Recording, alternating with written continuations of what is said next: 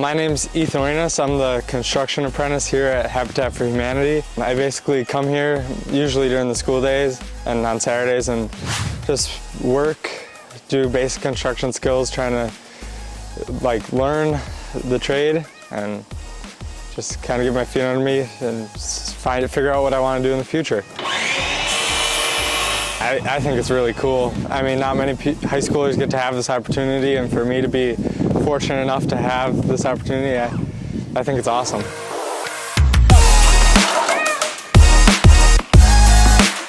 Ethan's a breath of fresh air, and he's just a really good worker, so it's been a pleasure to have him on our staff.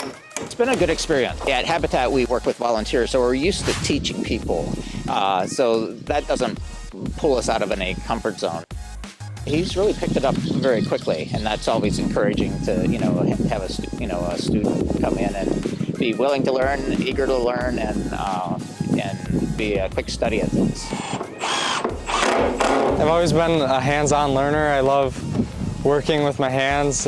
My favorite classes at school were always the tech ed classes, so this opportunity came up and I decided to try it out, and so far I'm liking it. Many of the skills can be applied to any job. Learning how to work as a team, just the skills involved in this particular type of construction work, it's applicable to anywhere, almost any time.